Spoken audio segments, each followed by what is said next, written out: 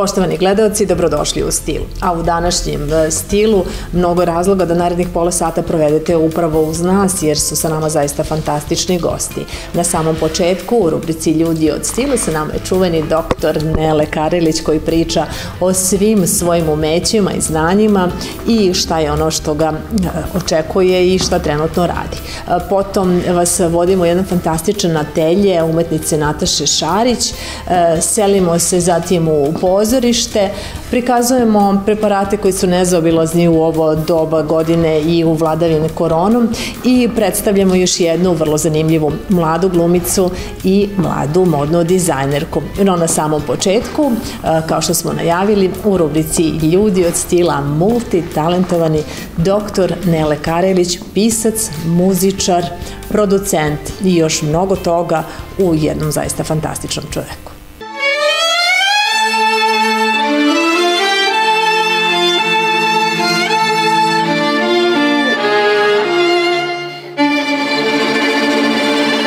Kako jedan čovek dobije toliko darova?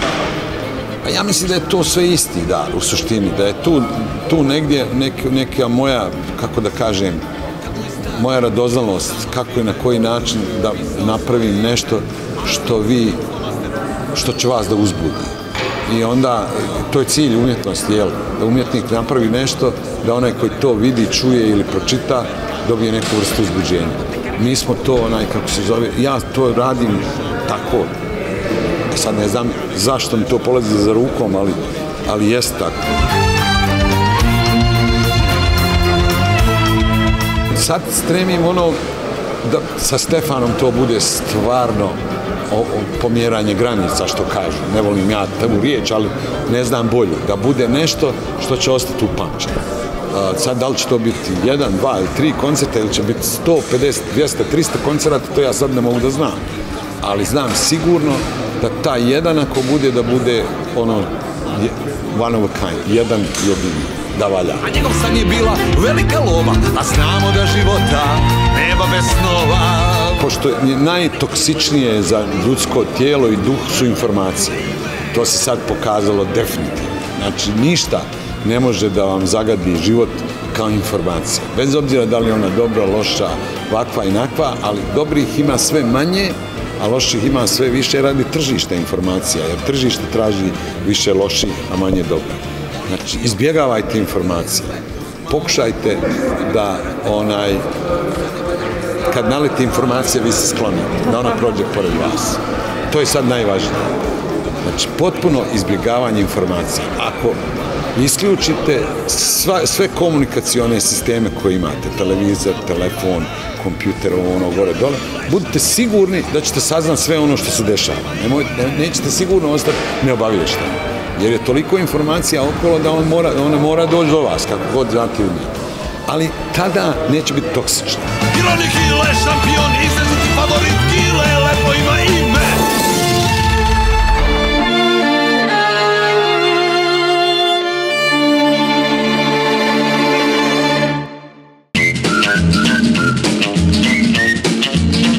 Sa velikim zadovoljstvom predstavljam moju narednu gošću koja je gotovo 30 godina na modnoj sceni Srbije i zaista suvereno je u vrhu. Njeno ime je Nataša Šarić, model koji nosim je njen, a njene radove možete pronaći u samom centru Beograda u Admirala Geprata broj 14 gde je kutak za mnoge umetnike. Nova oaza i nova inspiracija u vrlo nezgodno vreme. No Nataša ne spava, vredno radi i sve vreme korone, pa nam priča o svojim brojnim projektima, ali i o novim planovima za budućnost kada je moda u pitanju. Uživajte u priči Nataše Šarić.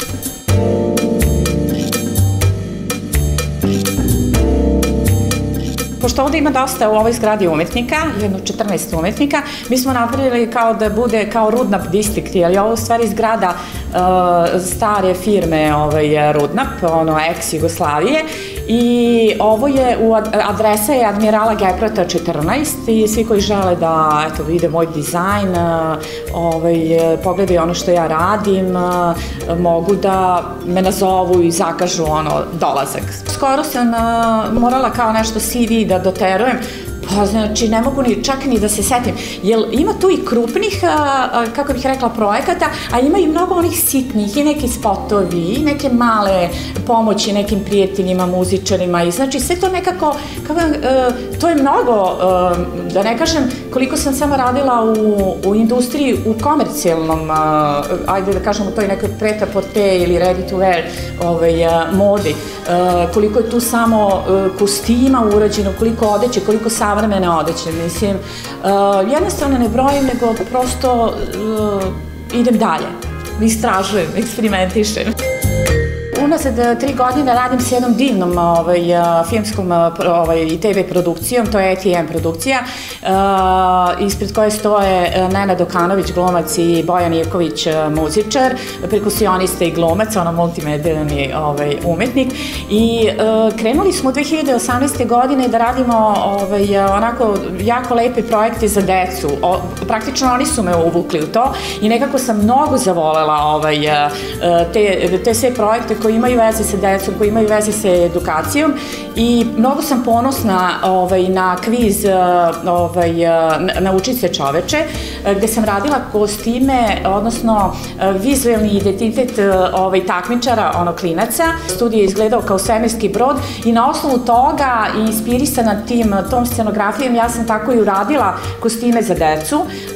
Oni su izgledali u stvari kao junaci znanja iz nekog svemirskog broda, ali svi kostimi su imali neki onako pečat nekog nacionalnog, tradicionalnog srpskog.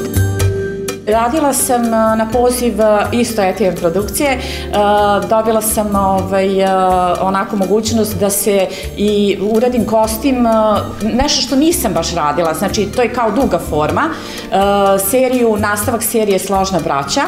Ona se u stvari naslanja na ovu iz 95. godine, ali sada su sva dešavanja u mirnodopskim uslovima i dalje pratimo, kako se zove, dogodovštine junaka, 3 nacionalna identiteta, puno smeha, znači vrištali smo od smeha koliko je bilo na snimanju. Potpisuje scenario Nele Karelić i njegov sin Srđa Janković, reditelj je Milorad Milinković, sjajna glumačka ekipa predvođena Natašom Minković, Marko Gvero, Ljubiša Savanović, Andrija Kuzmanović, Sergej Trifunović, Zoran Cvijanović, Petar Božović, mladi glumci, Amar Čorović, Maja Čampar, valjda sam ih sve prebrala. Jedno, kako bih rekla, drugačije iskustvo. Na poziv mog prijatelja Dragana Jovićevića, koji je naš poznati filmski TV kritičar, književnik, pisac, pozvao me da uradim kostime za kratki igrani stop motion lutka film. I ja sam u stvari sada u toj energiji. Znači radim u stvari kostime kao što radim za odrasle ljude, sada radim sve to u nekoj manjoj formi. Znači lutke su visine otprilike 22-25 cm i nekako jako sam inspirisana i znatižena kuda će me u stvari sva ta inspiracija voditi. Skoro sam dala neki intervju i stvarno sam onako razmišljala, prošlo je tu svega, puno sam radila i u industriji i radila autorske kolekcije i filmove i u svim nekim formama se okušala, ali stvarno sada sa ove neke distance i u sadašnjem vremenu zaista je nekako sreća i dostignuće raditi ono što voliš i u stvari imati mogućnost da stvaraš. Znači, da imam tu i dalje, da se vodim to svojom stvaralačkom energijom, da imam prostor u kome mogu to sve nekako da realizujem, da imam ljude, odnosno klijente i da negujem klijente koji vole to što ja radim i traže to što ja radim. Mislim da je to nekako za mene u ovom trenutku najosnovnije. Pripremam izložbu kravata, to znaš da ja od 2011. radim te male izložbe i velike izložbe, jer pripremam novi koncept New Generation of Ties, eto da kažem, to je nešto najbliže, a za ostalo, pa vidjet ćemo u principu, sve zavisi stvarno od ove situacije, od ovog vremena u kome sada živimo i nekako sve se svelo na online, ja to prosto još uvek ne mogu da prihvatim, ja volim da ljudi dođu na moju izložbu, ne mogu, volim da opipaju, volim da nekako dožive tu moju odeću i tu moju kolekciju, tu moju modu. Na svim društvenim mrežama sam i stalno me bombarduju. Znači mogu preko Instagrama, imamo Nataša Šarić Dizajn, imam Nataša Šarić Art, tu je isključivo moji projekti kravate. Imam Facebook stranicu, pa to je to.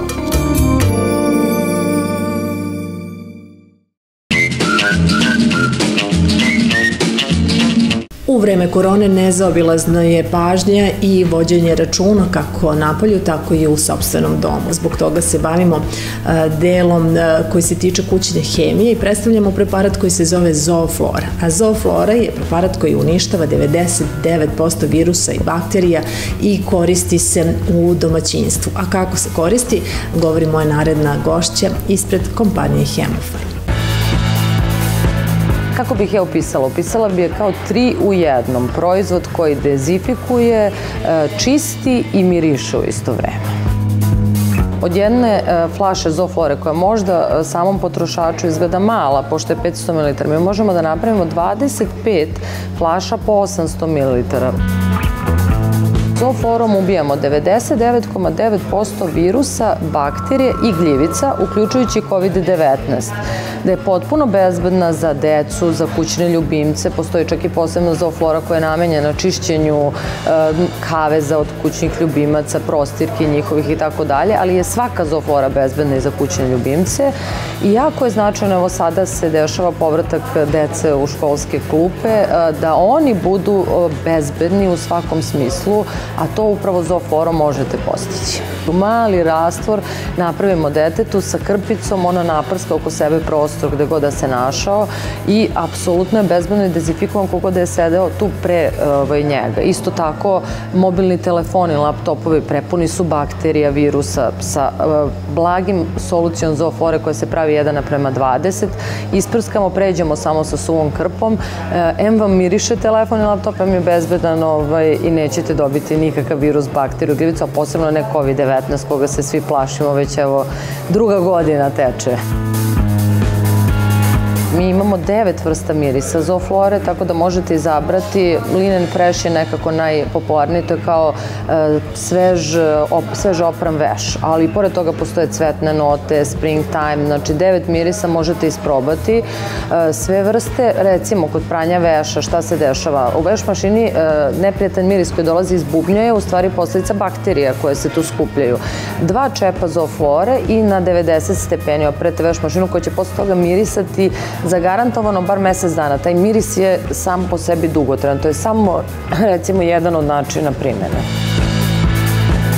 Na malo parče vate naprskate ili razbožen rastvor ili čak čistu Zoofloru, zavisi od toga ko nosi patike i preko noći ostavite te tufere u patikama. Znači šanse nema da se više u kući osjeti neprijatan miris patika. Na dno kante za smeće stavite vaticu koja je naprskana rastvorom Zooflore i sad kad lepo otvorite taj neki kredenac gde stoji kanta za smeće, nema neprijatnog mirisa.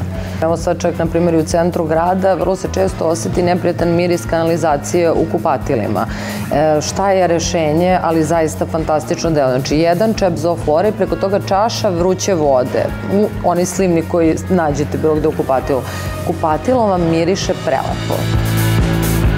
Sada ako zatvoramo vikendice kada dođe zima, apsolutno je potrebno isprskati i ostaviti svuda, znači tufere sa Zooflorom, isprskati sve te posteljine, jer će to onemogućiti tim nekim bakterijama dok ne dođemo sledeći put da se skupi. Kad uđete posle par meseci na proleće u vikendicu, ona će božanstveno mirisati. ko voli sveže mirise, taj će izabrati taj linen fresh koji miriše onako malo oštrije, sveže. Ko voli cvetne, znači postoji baš roza Zoflora sa cvećem. Springtime isto tako govori samo o sebi, o proleću. Ja jednostavno preporučujem svakom domaćinstvu, pored svih sredstava za čišćenje, da ima i Zofloru, jer to nije nešto što već postoji, nego je nešto potpuno novo i inovativno u vašem domu, što će sve domaćice i domaćine oduševiti. Zofloru možete nabaviti u Mercatoru i Deo objektima. Delimično smo ubacili u Dr. Max apoteke Zofloru, tako da mi širimo svoju mežu prodaje, ali ono što je sigurno i po povoljnim cenama su Ideja i Mercator radnje, gde često imamo promocije, pa možete i pomirisati i izabrati koji vam se miris dopada. Hemofarm brine o zdravlju ljudi, tako da je to naša osnovna misija, a ovo je apsolutno deo brige o zdravlju ljudi.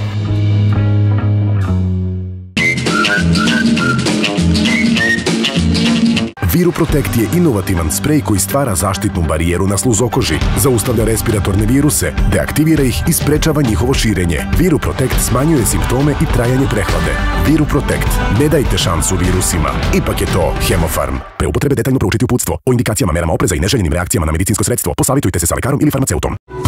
Zoflora 3-u-1 koncentrovano dezinfekciono sredstvo ubija bakterije i viruse, uključujući koronavirus.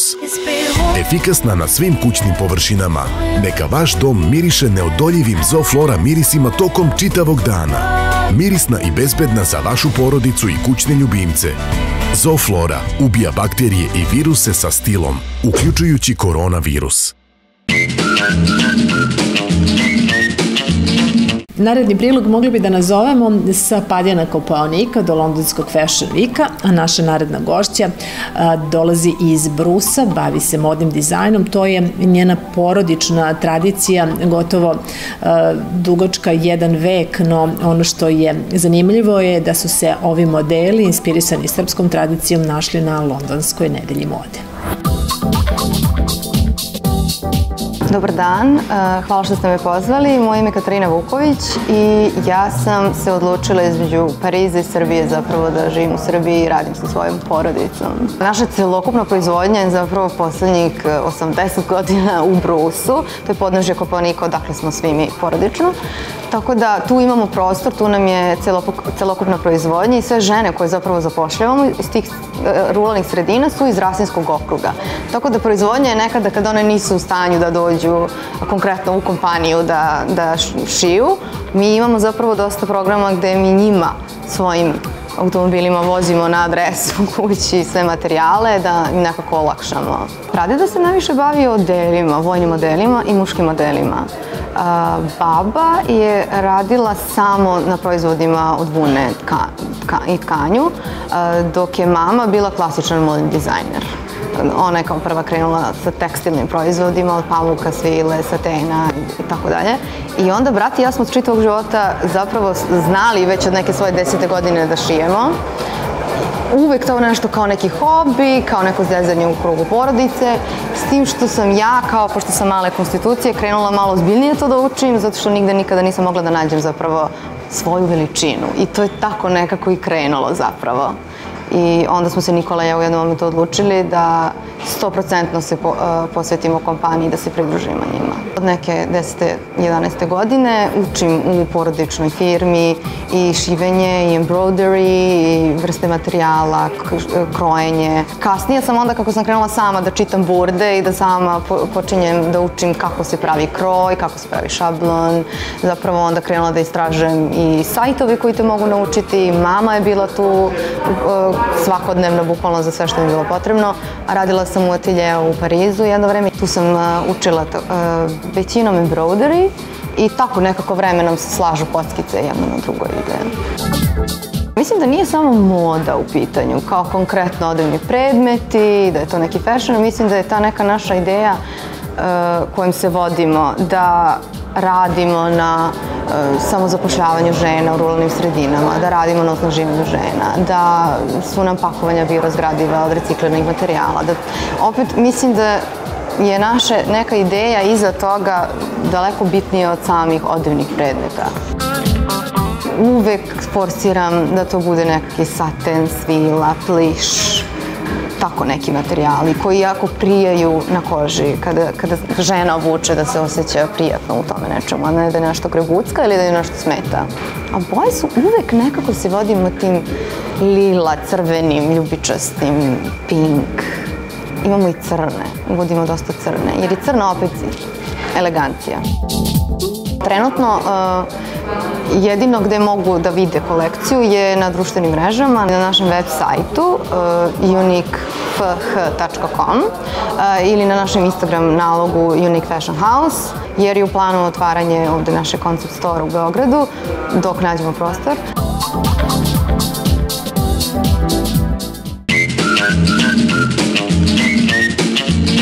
Moja naredna gošća je Dragana Mirčetić, po zanimanju je ekonomista i to ne vrhunski, međutim ona se opredelila da se u životu bavi umetnošću i dizajnira nakite. A vi slušajte priču ove dame koja je inspirisana dizajnom nakita i koja svoju bogatu dizajnersku karijeru gradi i u Srbiji i u Italiji. Moje interesovanje za modu je čitav život i kao toj umetnosti ka modi, znači to je negde u meni bilo, moje, da kažem, obrazovanje je išlo u smeru, akademsko obrazovanje je išlo u smeru ekonomije, menadžmenta, državnih ispita, ministarstava i tako dalje, što je potpuna suprotnost celoj ovoj priči. Međutim, to je negde stajalo u meni i prosto sam osetila potrebu da iskažem tu svoju kreativnost i krenulo je tako sa tim nakitom. Inspiracija mi je bio poludragi kamen, što svojim koloritom, svojom energijom, svojom prosto jednostavno kreacija je došla sama po sebi i izašla iz mene i onda sam poželjela da to nešto, da kažem, u jednu kreativnu stvar, oblinu već skrene. Dosta kolorita i optimizma i uvek me i privuku nagonski, nekako instinktivno me privuku te boje prilikom odabira, obratim pažnju na taj sam kolorit, da li je u pitanju koža, kamen ili šta već. Svet nakita je jedan mali univerzum i to je bukvalno moj univerzum i kad radim ja sam u tom nekom svom svetu, svom malom univerzumu da kažem. Ali moja velika strast i iz dana u dan se povećava je koža. Ciljano sam je danas manje ponela, tako da danas bude malo prezentacija više, najave izložbe, više da kažem, gold varijanta koja je nova. Sa nakitom sam krenula sa idejom da ipak žene treba malo kroz nakit neku svoju individualnost, neki svoj lični pečat, neki svoj lični stil, pored tog nametnutog, da kažem, sezonskih tih modnih nametnutih kreacija, da prosto nakitom istaknu svoju autentičnost i da tu budu kroz nakit autentične, posebne, svoj neki lični pečat, da baš kroz nakit daju. I naravno, šta bih poručila, da svakako rade na tome, na svom stylingu, svom izgledu i da će se svakako osjećati, znači osjetit ćete lepotu kako s polja, tako i unutra, to u principu i jeste lepota žene.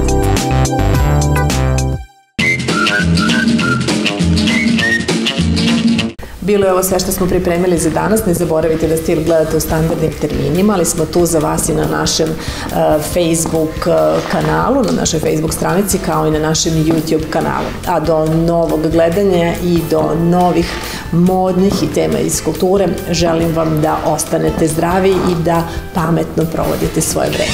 Prijetno!